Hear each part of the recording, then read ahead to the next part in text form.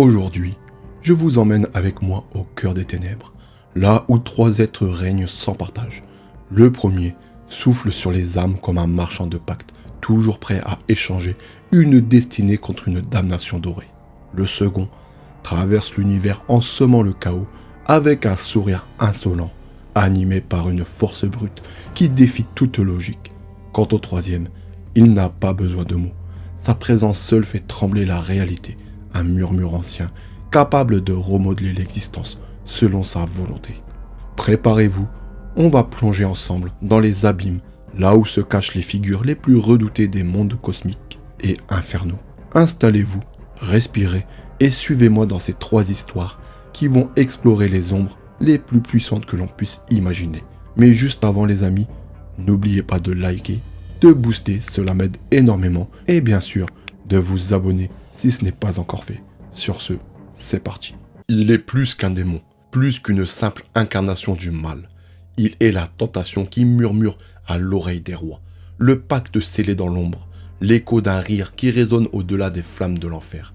Méphisto n'a pas besoin de force brute pour vaincre. Il suffit d'un accord, d'une signature, d'un simple oui échappé d'une âme désespérée. Chaque héros a ses démons, et parfois c'est littéral. Préparez-vous à plonger dans les ténèbres, là où le prix du pouvoir est souvent votre âme. Chapitre 1. L'aube de Méphisto. Dans les âges les plus reculés, bien avant que le premier souffle de vie n'effleure les mondes, l'univers n'était qu'une toile vierge, une étendue infinie de vide. Lorsque la lumière de la création perça enfin les ténèbres, elle n'était pas seule. Dans son sillage naquit une contrepartie sombre, un écho de l'énergie pure qui forgeait les étoiles et les mondes. Cet écho, imprégné de chaos et de pulsions primitives, fut l'origine de plusieurs entités cosmiques liées aux émotions et aux aspects sombres de l'existence. Parmi elles, une conscience se mit à émerger lentement, se nourrissant des fragments d'émotions brutes qui flottaient dans le tissu naissant de la réalité. Méphisto. Méphisto n'avait pas de forme à ses débuts, il n'était qu'une présence diffuse, un courant de pensée dans le vide interstellaire. Ses premières sensations furent celles de la peur et du désespoir. Ses émotions, émanant des premiers êtres sensibles de l'univers, l'attiraient comme une flamme attire un papillon. À chaque instant, il grandissait en absorbant cette énergie négative. Il devint une sorte de miroir pour les craintes les plus profondes des mortels et des créatures conscientes. À mesure qu'il prenait conscience de lui-même, il comprit que son existence n'était pas purement accidentelle.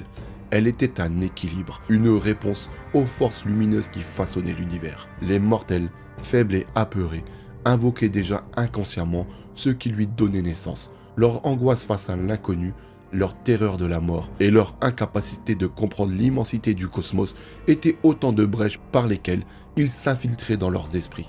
Mais Méphisto n'était pas satisfait d'être une simple présence invisible. Il aspirait à plus. Il voulait interagir, se manifester, devenir une force capable de dominer. Alors il commença à se façonner une forme. Chaque peur, chaque cri et chaque prière silencieuse contribuait à son apparence. Méphisto choisit des traits destinés à inspirer la terreur. Une peau écarlate comme le sang, des cornes évoquant les démons des mythes futurs, et des yeux brûlants où dansaient les flammes de l'enfer qu'il était en train de construire. Il comprit rapidement que son pouvoir ne viendrait pas de la force brute. Ce n'était pas son rôle. Il n'était pas un conquérant comme les titans ou les dévoreurs de monde, non. Méphisto était une ombre, un corrupteur, un tentateur. Ses armes étaient les mots, les promesses et les désirs inassouvis. Il s'approcha discrètement des civilisations naissantes, observant leurs faiblesses et attendant le moment opportun pour s'introduire dans leur existence. Dans son exploration de l'univers, il trouva une vérité fondamentale. L'âme des êtres sensibles était une source d'énergie unique et incommensurable. Ces âmes n'étaient pas seulement des fragments d'existence, elles étaient une manifestation de leur essence éternelle et indestructible.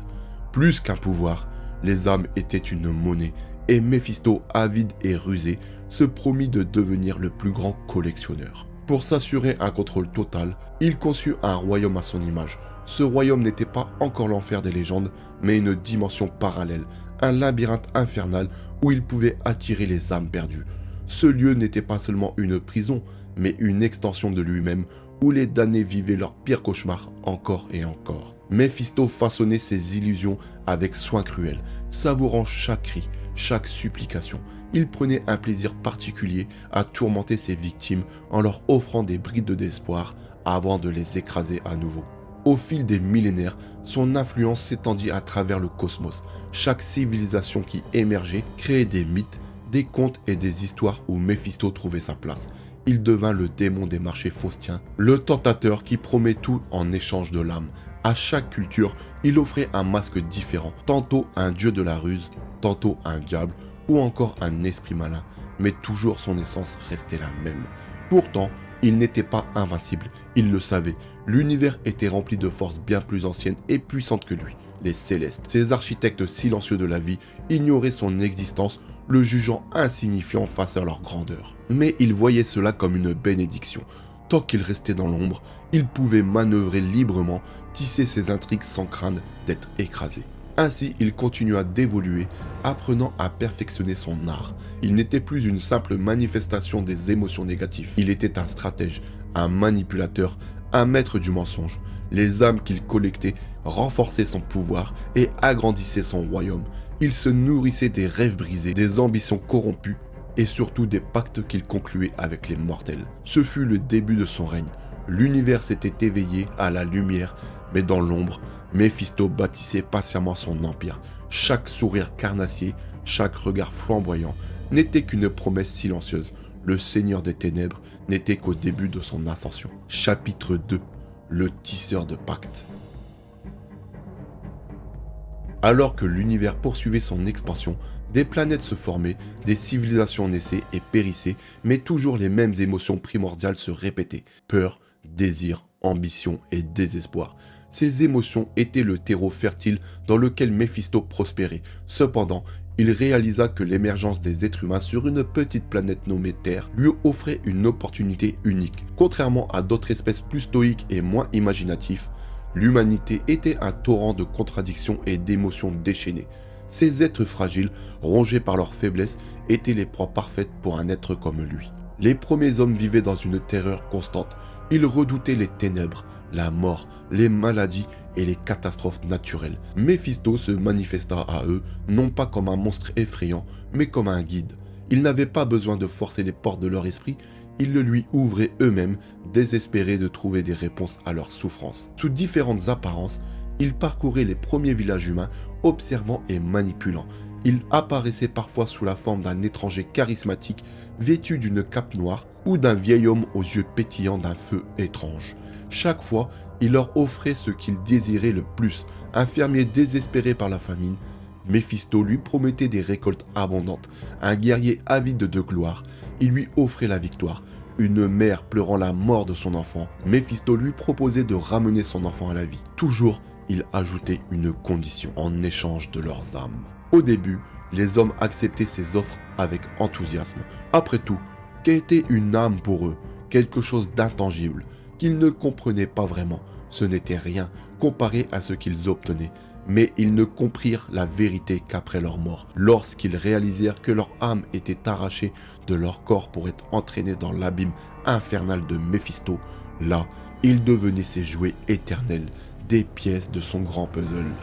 Méphisto n'était pas qu'un négociateur habile, il était aussi un artiste du désespoir. Chaque pacte conclu était une œuvre d'art pour lui, une danse complexe où il jouait le rôle du sauveur, du séducteur et finalement du bourreau. Lorsqu'il exauçait un vœu, il s'arrangeait toujours pour qu'il ait une conséquence inattendue, un prix bien plus grand que ce que le mortel avait imaginé. Le fermier qui obtenait des récoltes abondantes voyait ses champs ravagés par une tempête.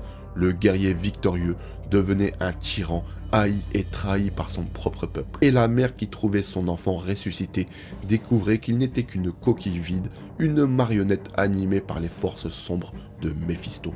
Mais ce n'étaient pas seulement les paysans ou les faibles d'esprit qui cédaient à ses promesses. Méphisto savait que les âmes les plus savoureuses étaient celles des puissants, des héros, de ceux dont la chute résonnait comme un écho dans les âges. Les rois, les sorciers, les guerriers. Ces figures emblématiques étaient bien plus difficiles à séduire, mais leur corruption était d'autant plus gratifiante. Il choisissait ses mots avec soin, tissant ses intrigues autour de leur faiblesse. Un roi avide de pouvoir, Méphisto lui offrait un royaume, mais au prix de la destruction de sa propre lignée.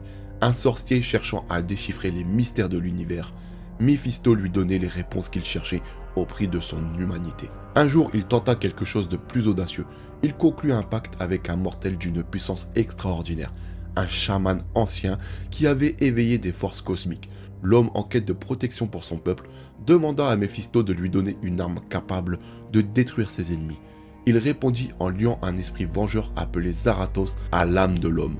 Ce dernier devint une créature de feu et de fureur, le tout premier Ghost Rider, condamné à errer pour l'éternité en servant de main de justice à Méphisto. Cependant, Méphisto ne laissa jamais une victoire l'aveugler. Chaque pacte conclu, chaque âme capturée était un pas de plus pour son plan, mais aussi un risque calculé. Il savait que certains mortels, rongés par la culpabilité ou motivés par une rage pure, pouvaient devenir des menaces. Il se souvint d'un prince qui, après avoir vendu son âme pour sauver son peuple, rassembla les forces spirituelles de sa tribu pour combattre Méphisto directement. Bien que le prince échoua et que son âme fût capturée, cet événement laissa une empreinte durable dans l'esprit de Méphisto. Les mortels, aussi insignifiants soient-ils, pouvaient devenir dangereux lorsqu'ils agissaient ensemble. Malgré ces petits contretemps, il prospérait, son royaume grandissait, ses pièges devenaient de plus en plus subtils et sa réputation de tisseur de pactes se répandait. Chaque culture humaine lui donnait un nom différent. Le diable, Lucifer, Satan, le tentateur. Peu importe le nom, il savait que le véritable pouvoir n'était pas dans la peur brute, mais dans la séduction. Les hommes ne venaient pas à lui parce qu'ils étaient contraints, mais parce qu'ils le voulaient. Cependant, il n'agissait pas uniquement sur Terre. Son influence s'étendait à d'autres dimensions, à d'autres espèces conscientes dans le vaste univers. Là où il trouvait des âmes à prendre, il allait. Mais la Terre, avec ses humains si imparfaits, restait son terrain de jeu favori. Leur fragilité, leur ambition sans limite et leur incapacité de voir au-delà de leurs désirs immédiats faisaient d'eux les victimes idéales. À chaque siècle, il peaufinait son art, son offre devenait de plus en plus irrésistible, ses pièges de plus en plus sophistiqués, mais il savait qu'il jouait à un jeu dangereux. Il testait les limites non seulement des mortels, mais aussi des forces cosmiques qui veillaient sur l'univers. Pour l'instant, il restait dans les marges, un parasite discret et calculateur, mais il savait que ses ambitions grandissaient. Et à mesure qu'il collectait des âmes et consolidait son pouvoir, une pensée persistante continuait de brûler dans son esprit. Son empire n'était qu'au début. Méphisto voulait plus, toujours plus. Chapitre 3. L'ascension du Seigneur des Ténèbres. Avec les siècles, il devint bien plus qu'un simple démon manipulateur. Il se contentait plus de hanter les désirs et faiblesses des mortels. Il avait construit un véritable empire, un royaume infernal qui s'étendait bien au-delà des limites de la terre. L'enfer, autrefois une dimension morcelée et chaotique, était désormais une forteresse d'illusions et de tourments, façonnée selon la volonté de son maître. Méphisto était le cœur de ce royaume, son architecte et son souverain incontesté. Chaque âme qu'il piégeait devenait une brique de son trône, un maillon dans la chaîne qu'il utilisait pour étendre son influence. Mais sa domination allait bien au-delà d'être damnée. Il avait appris à exploiter son pouvoir de manière stratégique, établissant des alliances fragiles, manipulant d'autres entités cosmiques et forçant même des démons mineurs à le servir. Là où d'autres voyaient un chaos sans fin, Méphisto voyait des opportunités infinies. Il ne s'arrêta pas là. Il tourna son attention vers des êtres bien plus puissants, les Avengers, les X-Men et même des sorciers de renom comme Doctor Strange furent confrontés à sa fourberie. Il testait leurs limites, explorait leurs failles, cherchant toujours un moyen de les faire plier.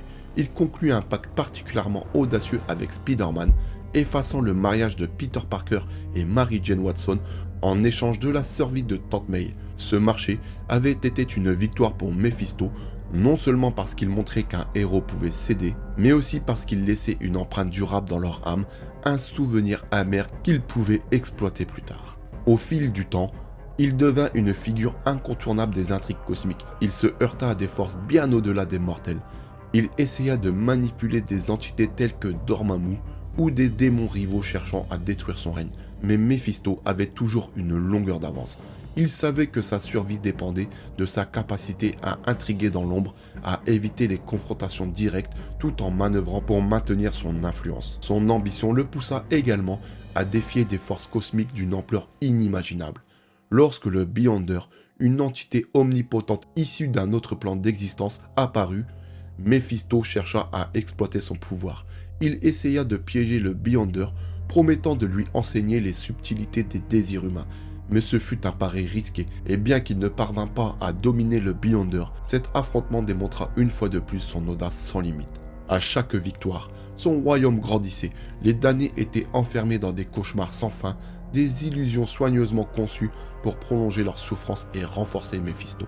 Il se voyait comme un artiste du tourment, et son enfer était sa toile. Chaque cri, chaque larme, chaque supplique alimentait son pouvoir.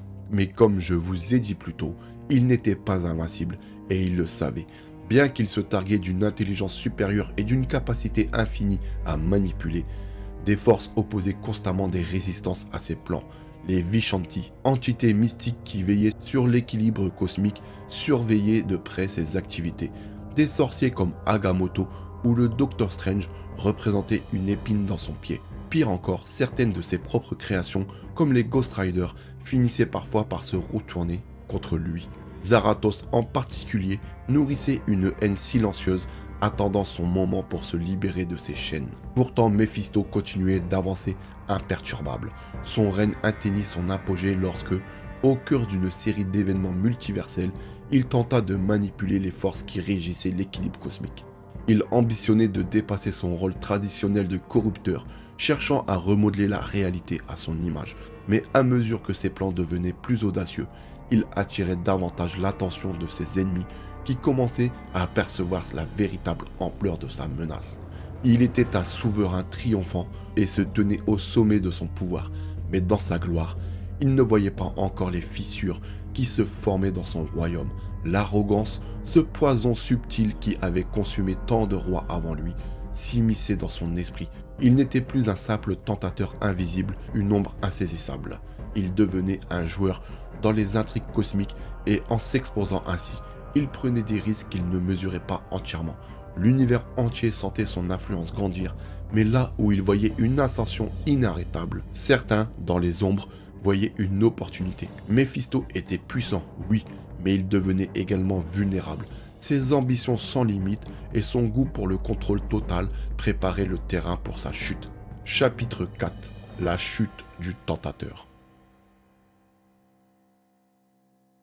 Assis sur son trône de flamme dans l'immensité de son royaume infernal, contemplant son empire avec son sourire satisfait, son pouvoir semblait inébranlable et son influence s'étendait non seulement sur Terre, mais aussi dans d'innombrables dimensions du multiverse. Pourtant, dans sa quête insatiable de pouvoir, il commit une erreur fondamentale. Il oublia que le chaos qu'il semait revenait parfois le hanter. Son arrogance, alimentée par des siècles de triomphe et de manipulation, le poussa à prendre des risques qu'il n'aurait jamais envisagés auparavant. Il n'avait jamais été intéressé par la domination directe. Il préférait tirer les ficelles en coulisses, jouer avec les ambitions et les désirs des autres. Mais à mesure que son pouvoir grandissait, il commença à rêver de quelque chose de plus grand. Quelque chose qui transcenderait le rôle de corrupteur. Il ne voulait plus simplement manipuler les mortels et les entités inférieures, il voulait remodeler l'univers à son image. Le début de ses problèmes arriva. Sur Terre, ces manipulations commencèrent également à provoquer des répercussions imprévues. Lorsque Méphisto tenta de remodeler la vie de Spider-Man en effaçant son mariage avec Mary Jane Watson, il sema les graines d'une résistance qui grandit avec le temps. Les héros de la Terre, bien qu'ignorants de l'ampleur de son influence, commencèrent à voir en lui une menace qu'ils ne pouvaient plus ignorer. Le Docteur Strange et des figures mystiques comme Wanda Maximoff, la sorcière rouge, se dressèrent contre lui, utilisant leur propre pouvoir pour contrecarrer ses plans. Cependant, Méphisto ne voyait toujours pas le danger. Il était trop absorbé par ses ambitions, trop confiant en sa propre ruse, mais une tempête approchait. Le coup fatal pour Méphisto ne vint pas des héros ni des entités cosmiques, mais de ses propres créations. Pendant des millénaires, il avait manipulé et asservi des âmes puissantes, des héros et des entités mystiques qu'il avait piégés dans des pactes phaustiens. Mais à mesure que son royaume grandissait, ces âmes damnées, rongées par la haine et la vengeance, commencèrent à s'organiser en silence. Zarathos, l'esprit de vengeance qu'il avait asservi et transformé en Ghost Rider, fut le premier à mener la charge. Pendant des siècles, il avait subi la domination de Méphisto, alimentant sa haine de soif et de liberté. Mais grâce à des mortels comme Johnny Blaze, qui avaient réussi à briser leur lien avec Méphisto, Zarathos trouva une inspiration pour se rebeller. Il réussit à unir plusieurs Ghost Riders et d'autres âmes puissantes dans un soulèvement contre le Seigneur des Ténèbres. La révolte des damnés fut brutale. Le royaume infernal de Méphisto, autrefois un labyrinthe implacable de souffrance et de désespoir, devint un champ de bataille. Méphisto, bien qu'extrêmement puissant, fut submergé par le nombre et la détermination de ses adversaires. Les illusions qu'il avait créées pour tourmenter ses victimes furent retournées contre lui. Les damnés, alimentés par une rage collective, exploitèrent chaque faille de son royaume pour saper son autorité. Pendant que son royaume s'effondrait de l'intérieur, il dut également faire face à des attaques extérieures. Des seigneurs démoniaques rivaux tels que Dormammu profitèrent de sa faiblesse pour tenter de s'emparer de son territoire. Même des entités cosmiques qui avaient jusqu'alors toléré son existence comme les Vishanti décidèrent qu'il était temps de rétablir l'équilibre en limitant son influence. Pour la première fois depuis des millénaires, il se retrouva acculé. Il tenta de négocier, d'utiliser sa ruse pour détourner l'attention de ses ennemis, mais il comprit que même ses dons de manipulateur avaient leurs limites. Lorsque l'on devient trop puissant, on attire inévitablement l'attention, et Méphisto avait dépassé le point de non-retour. La fin de son règne ne fut pas immédiate. Il se battit férocement pour préserver ce qu'il avait bâti. Alors que son royaume s'effondrait, il fut forcé de fuir. Son trône, autrefois symbole de sa domination absolue, fut réduit en cendres. Les âmes qu'il avait asservies s'éparpillèrent dans le multiverse et ses ennemis consolidèrent leurs forces pour empêcher son retour immédiat. Méphisto, humilié et affaibli, se réfugia dans les ombres, réduisant son essence pour éviter d'être détecté par ses ennemis. Mais il n'était pas détruit, il n'était jamais vraiment détruit. Dans son exil, il contempla sa chute. Il n'était plus le souverain tout-puissant qu'il avait été. Son royaume était en ruine, son influence était drastiquement réduite et son nom autrefois murmuré avec crainte n'était plus qu'une légende parmi les mortels. Pourtant, dans son esprit, la flamme de l'ambition brûlait toujours. Méphisto était patient, infiniment patient. Il savait que le pouvoir n'était pas une question de force brute, mais de stratégie. Un jour, il reconstruirait son empire. Un jour, il reviendrait. Dans les ténèbres où il se cachait, un sourire se dessina sur son visage écarlate. Il était tombé, oui, mais il ne resterait jamais à terre, car Méphisto n'était pas seulement un démon, il était une idée, une force intemporelle qui prospérait dans les failles de l'âme humaine. Et tant qu'il y aurait de la peur, du désespoir et du désir, Méphisto trouverait toujours un moyen de revenir. Dans l'immensité froide et sans pitié de l'univers, il existe une terreur que même les pires criminels de la galaxie craignent. Un chasseur de primes, un mercenaire sans foi ni loi, un monstre qui n'obéit qu'à une seule règle, la sienne. Son nom, Lobo. Dernier survivant des Xarniens, sa vie est faite de massacres juste pour le plaisir. Immortel, ultra violent, accro à la baston et au cigare, il traque ses proies sans jamais faillir. Et si tu te mets à travers son chemin, tu es déjà mort. Accroche-toi, parce que dans cette vidéo, on plonge dans l'histoire du plus taré des anti-héros de DC. Bienvenue dans l'univers brutal de Lobo. Chapitre 1. La naissance d'un monstre. Xarnia était un paradis, une planète où la violence n'existait pas, où la maladie et le crime étaient des concepts oubliés. Ses habitants vivaient dans l'harmonie, partageant une sagesse infinie et une longévité qui frôlait l'immortalité. Mais dans ce monde parfait, un être vint tout bouleverser. Cet être, c'était Lobo. Dès sa naissance, quelque chose clochait chez lui. Ses yeux brillaient d'une lueur sauvage. Son premier cri ressemblait plus à un hurlement de rage qu'à un appel à l'aide. Là où les autres Xarniens étaient calmes et réfléchis, Lobo était une tempête enragée. À peine âgé de 5 ans, il avait déjà un passe-temps favori, la destruction. Il torturait les petits animaux, arrachait les fleurs par pur plaisir et brisait les jouets des autres enfants sans raison. Son intelligence était indéniable, mais elle était pervertie par une cruauté innée. Ses enseignants tentaient de lui inculquer des valeurs xarniennes, mais chaque leçon sur la paix et l'harmonie ne faisait que le pousser à tester leurs limites. Un jour, il arracha la main d'un professeur juste pour voir combien de temps un xarnien mettrait à la faire repousser. Il nota les résultats sur un carnet avec un sourire satisfait. À l'adolescence, il devint incontrôlable. Ses camarades le craignaient, ses parents avaient perdu tout espoir. Il développait une force surhumaine, une endurance inégalée. Rien ne pouvait le blesser durablement. On tenta de le réformer, de lui faire comprendre l'importance de la vie, mais Lobo n'aimait que la mort. Puis vint le jour où il prit une décision qui allait changer l'histoire de Xarnia à jamais.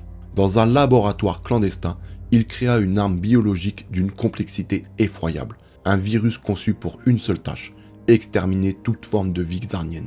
Sa création était une espèce d'insecte de 117 microns, proche du scorpion et vivant à l'air libre, mais qui eut surtout la mauvaise idée de creuser dans la peau des xarniens. Couverts de cloques jaunes, le sang empoisonné, complètement paralysés, tous finirent par mourir dans d'atroces souffrances au bout de 5 jours, pendant que Lobo, qui s'était immunisé contre ces affreuses bestioles, riait à gorge déployée. En quelques jours, Xarnia devint une planète fantôme. À part lui, la seule personne qui échappa à ce massacre, qui fit environ 5 milliards de morts, fut Miss E-Trips, une ancienne professeure de Lobo, mais ce dernier finit par lui briser la nuque, devenant ainsi l'unique survivant de son espèce. Il grava le mot Bastiche sur son bras, en hommage à son génie et à son absence totale de regret. Puis, il quitta sa planète natale, désormais déserte, sur une moto spatiale volée, en quête d'une seule chose, un univers à ravager. Chapitre 2. Le chasseur de primes intergalactique. Lobo avait quitté Xarnia sans un regard en arrière. Pas de larmes, pas de remords, juste une planète morte et un immense éclat de rire résonnant dans l'espace. Désormais, il n'avait qu'un seul but, s'amuser. Et pour lui, s'amuser signifiait deux choses, cogner des types et se faire un paquet de fric. Il ne tarda pas à se tailler une réputation dans la galaxie. Son nom circulait parmi les pires criminels, les tyrans et les seigneurs de guerre. Son style était unique, bruyant, brutal, sans pitié. Là où d'autres chasseurs de primes utilisaient la ruse et la furtivité, Lobo débarquait en fracassant des murs et en faisant pleuvoir les balles. Il ne posait qu'une seule question avant de tirer. C'est payé combien ? Un beau jour, une offre juteuse lui arriva. Un baron du crime intergalactique avait un contrat pour lui, aller sur une planète gangrénée par la guerre des cartels. Sa cible, un fils de chien qui lui avait volé des territoires. Sa mission était simple, lui exploser la gueule. Lobo débarqua sur Tartarus 9 en faisant ce qu'il savait faire de mieux, une entrée spectaculaire. Son Space Hog, sa moto spatiale surpuissante, fendit l'atmosphère et s'écrasa en plein cœur d'un repère d'ennemis. Pas de discrétion, pas d'infiltration, juste du fracas, du feu et du sang. Les hommes des cartels ouvrirent le feu dès qu'ils le virent. Mauvaise idée. Lobo dégaina son crochet et l'envoya voler à travers un gang entier, embrochant plusieurs ennemis d'un seul coup. Il attrapa le dernier survivant par la gorge et lui éclata la tête contre le sol juste pour le plaisir. Trop facile. Le chef du cartel tenta de fuir, mais on n'échappa à Lobo. En quelques minutes, il le traînait par les cheveux jusqu'à la base du baron du crime qui l'avait employé pour cette tâche. Je crois que ce bâtard était à toi, Bud. Ce qu'il en reste en tout cas. Mais le baron du crime commit l'erreur fatale. Il essaya de négocier. Écoute Lobo, on avait dit 50 000 crédits, mais je peux t'offrir 30 000, plus quelques filles et un vaisseau. Lobo sourit et alluma un cigare, puis il écrasa le bout incandescent sur le front du baron. Tu crois que j'ai besoin d'un vaisseau, connard ? Il dégaina son fusil et transforma ce dernier en pulpe sanglante. Ses gardes tentèrent de riposter, mais en moins de 10 minutes, la planète entière était en feu. Quand Lobo quitta la planète, il n'y avait plus de guerre de gang, juste des ruines fumantes et un tas de cadavres. Il rangea son cigare et soupira. Putain, je vais encore devoir trouver une autre dimension. Et il repartit, prêt à semer le chaos ailleurs. Chapitre 3. L'affrontement avec Superman. Lobo enchaînait les contrats comme d'autres enchaînent les bières. Il n'y avait pas un seul foutu coin de la galaxie où son nom n'inspirait pas la terreur. Mais une chose commençait à sérieusement l'ennuyer. Il n'y avait plus de vrais défis. Jusqu'au jour où un cartel de mercenaires lui fit une offre impossible à refuser. On veut la tête de Superman. Lobo éclata de rire. Un rire rauque sauvage qui fit trembler les murs du bar intergalactique où il se trouvait. Superman, le foutu boy scout en collant bleu, le kryptonien invincible, voilà un combat qui valait la peine. Payez bien et je vous ramène sa cape en guise de trophée. Son Space Hog fendit l'espace à pleine vitesse, direction la Terre. Il ne prit même pas la peine de se poser discrètement. Pourquoi faire? Il préférait que tout le monde sache qu'il était là. Droit vers Metropolis, droit vers l'action. Lobo atterrit en plein centre-ville, explosant une fontaine au passage. Il descendit de sa moto, alluma un cigare et balança une grenade dans une rue bondée juste pour attirer l'attention. Le cri des civils, le chaos, ça le faisait kiffer. Puis un sifflement fendit l'air. Une bourrasque monstrueuse le projeta en arrière, traversant une vitrine avant de s'écraser contre un mur. Enfin, grogna-t-il en se redressant. Je commençais à croire que t'étais qu'une légende sup. Superman flottait dans les airs, imposant. Son regard bleu d'acier trahissait une colère contenue. Lobo, je te conseille de quitter cette ville immédiatement. Lobo cracha un peu de sang et éclata de rire. Ou quoi? Tu vas me faire la morale? Sans attendre de réponse, il dégaina son crochet et se jeta sur Superman. Le choc fit trembler la ville entière. Lobo était fort, très fort, suffisamment pour tenir tête aux Kryptoniens. Ses coups étaient brutaux, sauvages, sans finesse mais d'une puissance terrifiante. Chaque impact détruisait un immeuble, chaque choc faisait trembler le sol. Superman, lui, était plus rapide, plus précis. Il esquivait, bloquait, ripostait avec méthode. Mais il comprit vite que Lobo était différent. Contrairement à ses autres ennemis, il ne s'épuisait pas. Il encaissait tout, régénéré à une vitesse absurde. Un coup de Superman lui arracha la moitié du visage. Lobo recula, puis son sourire carnassier réapparut alors que sa peau se reformait sous les yeux du Kryptonien. T'as mis un joli coup, mec, mais je suis Lobo, et Lobo ne crève jamais. Le combat s'éternisa. Superman tentait de contenir les dégâts, mais Lobo n'en avait rien à foutre. Il voulait juste bastonner. Finalement, l'homme d'acier comprit qu'il ne pouvait pas gagner en jouant selon les règles. Alors il usa de stratégie. Profitant d'une ouverture, il attrapa Lobo à pleine vitesse et le projeta hors de l'atmosphère terrestre. Lobo tenta de se débattre, mais Superman l'envoya valser encore plus loin, droit dans le vide intersidéral. Dans l'espace, sans point d'ancrage, même Lobo ne pouvait rien faire. Il dériva, rugissant de rage, alors que la Terre disparaissait au loin. Mais il n'était pas en colère. Il riait. Ah, pas mal, Sup, mais je reviendrai, connard. Et il dériva dans l'infini, déjà impatient de sa prochaine baston. Chapitre 4. Direction l'enfer. Lobo était un sacré fils de chien, et il le savait. Il avait massacré des planètes entières, fait exploser des systèmes solaires juste pour le plaisir, et uriné sur le trône de plus d'un empereur galactique. Mais malgré tout ça, il n'avait jamais vraiment réfléchi à ce qui se passerait s'il mourait pour de bon, jusqu'au jour où ça arriva. Un contrat foireux sur la planète Mordaxis, une embuscade de démons dimensionnels, un combat un peu trop bourrin, et bam, Lobo se retrouva coupé en morceaux, éparpillé dans le vide spatial. Cette fois, pas de régénération instantanée. Son esprit fut aspiré par un vortex noir. Quand il ouvrit les yeux, il était en enfer. Devant lui, un trône gigantesque de crânes fumants, et assis dessus, un démon cornu avec un sourire de requin, Satan en personne. Lobo, ça fait longtemps qu'on t'attend, mon garçon. Lobo se redressa, s'alluma un cigare et cracha un nuage de fumée en plissant les yeux. L'enfer 1, je pensais que ça serait plus flippant. Satan rit, un rire caverneux qui fit trembler les murs de lave. Tu crois que tu peux foutre le chaos dans l'univers sans conséquence? Ici, tu vas souffrir pour l'éternité. Même toi, tu ne peux pas échapper à la damnation. Lobo haussa les épaules. Ah ouais, c'est ce qu'on va voir. Il jeta son cigare et, sans prévenir, balança un crochet du droit en pleine gueule de Satan. Le démon recula sous l'impact, surpris. Pendant un instant, un silence de mort s'installa. Puis les légions infernales se jetèrent sur Lobo. Il sourit. Bon, on va s'amuser, les gars. Ce qui suivit fut un massacre. Lobo attrapa une chaîne accrochée à un démon, l'arracha et s'en servit comme fouet pour éventrer ceux qui se jetaient sur lui. Il arracha des cornes, broya des crânes, explosa des corps sous ses poings. Même en enfer, il était le pire monstre du lot. Il se fraya un chemin jusqu'au trône de Satan en escaladant une montagne de cadavres démoniaques.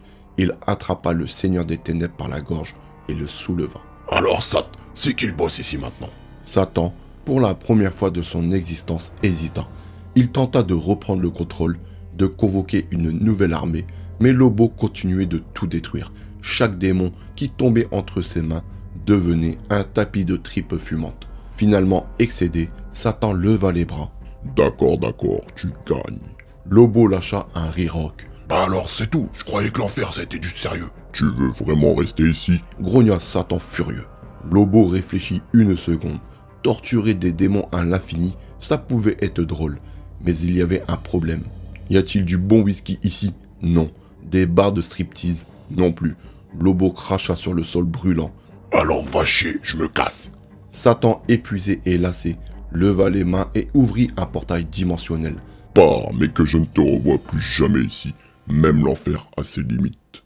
Un tourbillon noir engloutit Lobo et il disparut. Il se réveilla sur une planète inconnue, en plein désert, avec une gueule de bois interdimensionnelle. Il tâta sa ceinture, trouva son cigare, alluma et souffla une longue volute de fumée. Il était de retour, toujours immortel, toujours invincible. Il regarda autour de lui et repéra une ville au loin. Bon, on va voir s'il y a un bar dans ce trou. Il enfourcha sa moto, fit rugir le moteur et fonça vers l'horizon, prêt pour un autre carnage. Lobo ne mourrait jamais, et même l'enfer n'avait pas voulu de lui. Bon les amis, nous arrivons à la fin de la vidéo. Sinon, ce personnage est vraiment atypique. Il s'est allié pendant un moment à la Justice League, il a affronté Darkseid, s'est allié aussi à Darkseid, etc. Bref, il a affronté une multitude d'ennemis. Et aussi, bientôt, il sera adapté au cinéma, et celui qui l'incarnera sera Jason Momoa.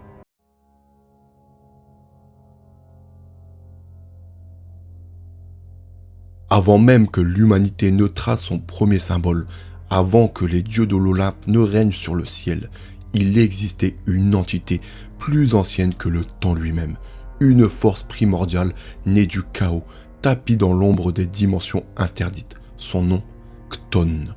Il est le père de la magie noire, l'architecte des ténèbres, l'auteur du terrible Darkhold, le livre maudit, qui a corrompu des générations de sorciers et même la sorcière rouge.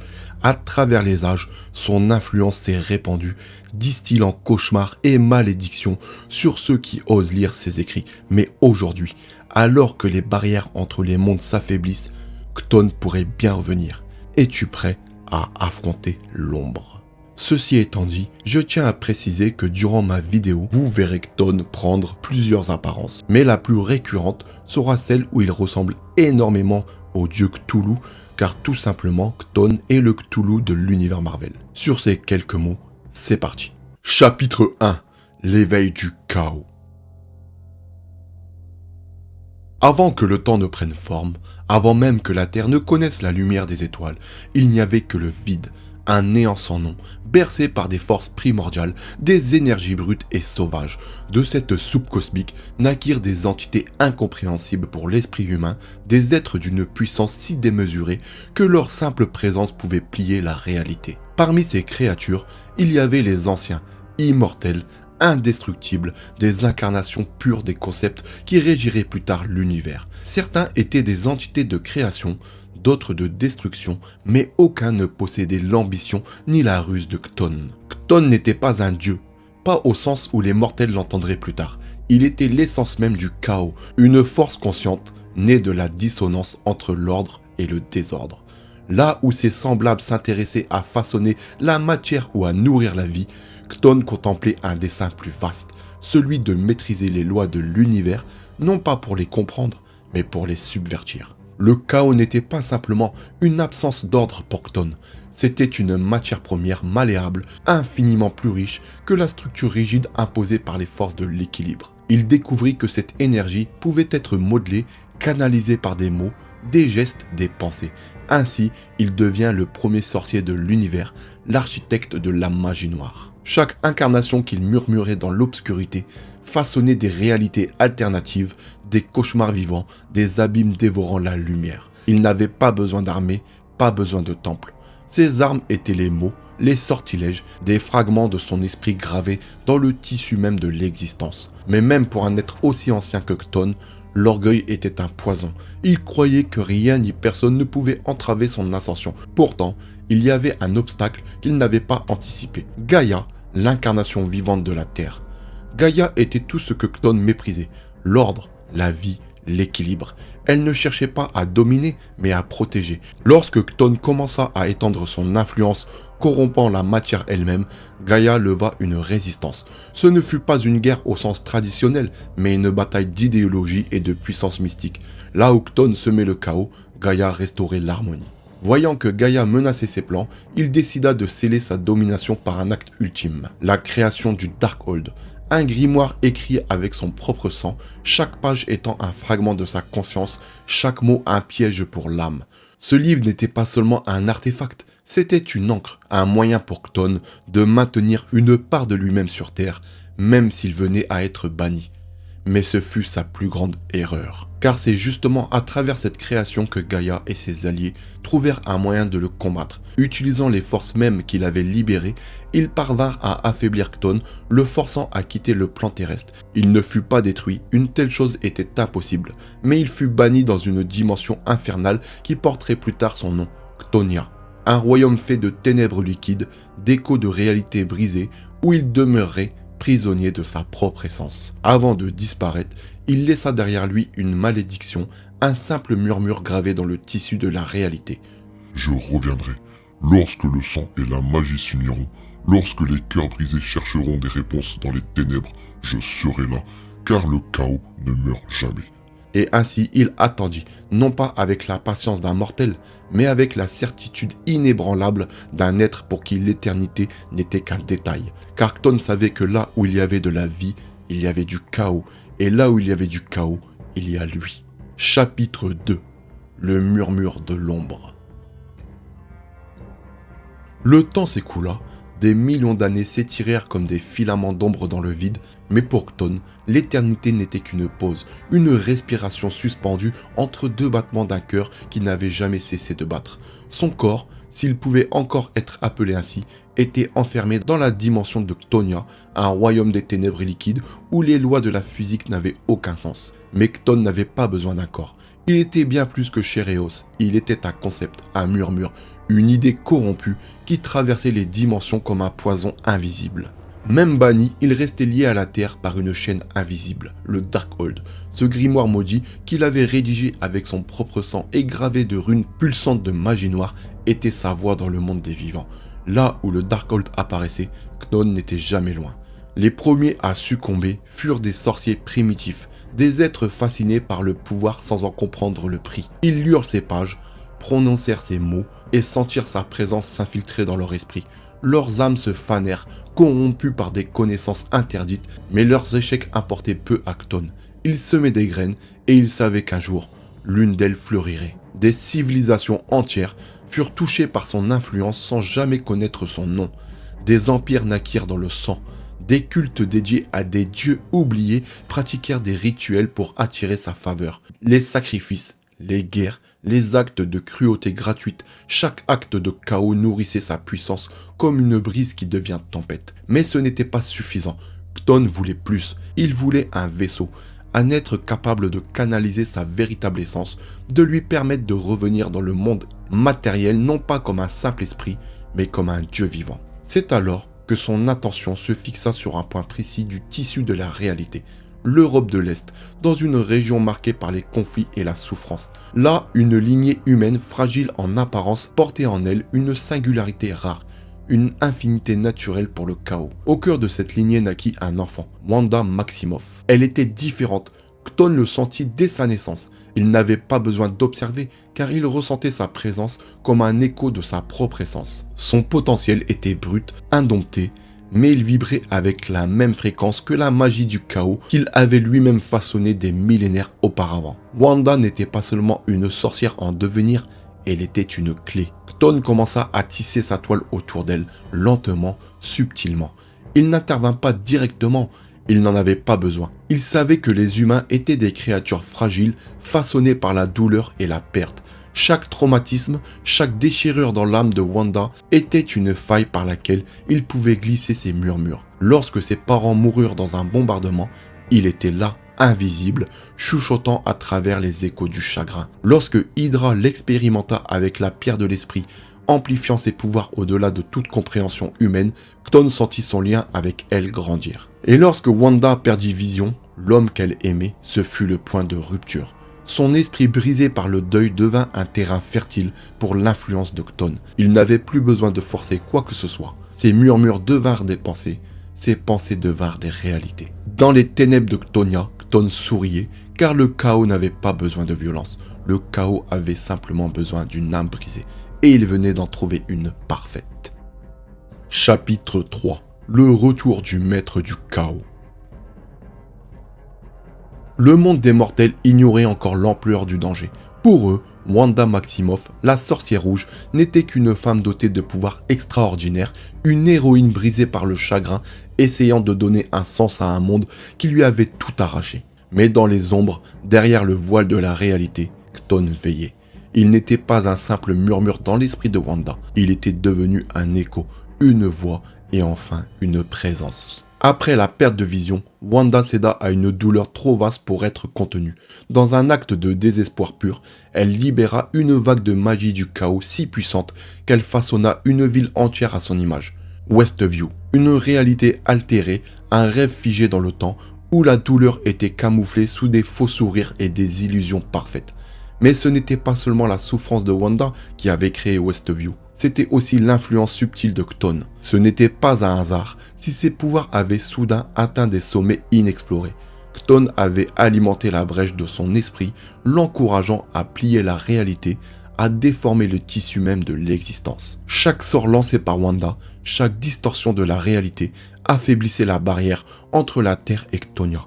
L'énergie du chaos agissait comme un pont, une fissure dans les fondations de l'univers. Chthon ne pouvait pas encore traverser, mais il pouvait sentir la chaleur du monde des vivants, presque le toucher. Il en voulait plus. Après les événements de Westview, Wanda chercha des réponses. Elle découvrit le Darkhold, attiré vers le grimoire comme un papillon vers la flamme. Ce n'était pas un simple livre, c'était une extension de Chthon lui-même, une porte déguisée en clé. À mesure qu'elle déchiffrait ses pages, ses pouvoirs grandirent, mais à quel prix? Chaque sortilège arrachait un morceau de son âme, chaque mot prononcé liait un peu plus son esprit à celui de Chthon. Ce dernier n'avait pas besoin de forcer son influence. Wanda le laissait entrer, croyant maîtriser le grimoire, alors qu'en réalité, c'était lui qui l'a façonné. Le moment vint où il n'avait plus besoin de rester caché. La barrière était suffisamment fragile. Il envahit l'esprit de Wanda, non pas comme un parasite, mais comme une vérité qu'elle refusait de voir. « Tu n'es pas seul, Wanda. » murmura-t-il. « Tu n'as jamais été seul. » Les ténèbres prirent racine dans son cœur, et la sorcière rouge s'effaça peu à peu, remplacée par une force ancienne et terrible. À travers elle, Chthon puisa dans la magie du chaos pour ouvrir un portail vers la terre. Le ciel s'assombrit, des tempêtes d'énergie surnaturelle ravagèrent les cieux, et des créatures d'ombre, des avatars de Chthon, traversèrent les failles dimensionnelles. Le seigneur du chaos était prêt à revenir. Face à la menace, les Avengers ne suffirent pas. Il fallut l'intervention du Docteur Strange, le sorcier suprême, pour comprendre la véritable nature du danger. Il ne s'agissait pas non seulement de sauver Wanda, il s'agissait de stopper un être qui existait bien avant que la magie elle-même ne soit comprise par l'humanité. Le combat fut titanesque, non seulement sur le plan physique, mais aussi spirituel. Les sorts s'entrechoquèrent comme des éclats d'étoiles mourantes, les dimensions se tordirent et la réalité vacilla entre ordre et chaos. Mais Strange comprit une chose cruciale. On ne peut pas vaincre Chthon par la force, il fallait atteindre Wanda. Au cœur de la tempête, au sommet d'une montagne marquée par des rituels oubliés, Strange affronta Wanda, ou plutôt ce qu'elle était devenue. Son regard était un abîme sans fond, une mer rougeoyante d'énergie chaotique où l'on pouvait presque voir le reflet de Chthon lui-même. Mais ce ne fut pas la magie de Strange qui brisa l'emprise, ce fut la voix d'un ami, un souvenir, un simple mot, rappelant à Wanda ce qu'elle avait perdu et ce qu'elle pouvait encore sauver. Dans un ultime acte de volonté, elle se libéra de l'influence de Chthon. Elle comprit que la seule façon de fermer la porte était de détruire le lien lui-même, le Darkhold et elle. Dans une explosion d'énergie pure, Wanda canalisa toute la magie du chaos pour effacer la corruption de Chthon, refermant la brèche dimensionnelle au prix de sa propre existence. Le Seigneur du Chaos fut arraché de notre réalité, hurlant de rage, repoussé dans l'abîme d'où il était venu. Mais il n'avait pas été détruit. Il était impossible de détruire le chaos, car tant que l'univers existerait, il y aurait de la douleur, de la colère, des cœurs brisés. Il retourna dans sa dimension, affaibli mais jamais vaincu. Il attendait encore une fois, car il savait qu'un jour, un autre esprit fragile ouvrirait à nouveau la porte, car le chaos est éternel. Chapitre 4. L'éternel cycle. Le portail était refermé, les ténèbres avaient été repoussées. Wanda Maximoff avait disparu, son sacrifice gravé dans la mémoire de ceux qui l'avaient aimé et combattu. Mais dans les abysses insondables de la dimension de Chtonia, un rire froid résonnait à travers les échos d'une réalité fracturée. Un rire sans voix, sans chaleur, mais chargé d'une vérité cruelle, car Chthon n'avait pas été vaincu. Comme je vous ai dit plus tôt, on ne peut pas vaincre le chaos, on peut seulement le contenir temporairement. Banni une fois de plus, Chthon errait dans son royaume d'ombre, un empire fait de ruines d'univers oubliés où la matière et l'esprit se confondaient à des formes inhumaines. Mais il n'était pas amer, il ne connaissait pas la frustration des mortels. Pour lui, la défaite n'était qu'un chapitre dans un livre sans fin, car il avait appris quelque chose de précieux. Les humains sont des créatures fragiles, ils pleurent, ils haïssent, ils aiment et surtout, il désespère. Le désespoir était sa véritable arme. Là où la douleur s'installait, là où l'espoir se brisait, il trouvait des fissures à exploiter. Il n'avait pas besoin d'un vaisseau comme Wanda.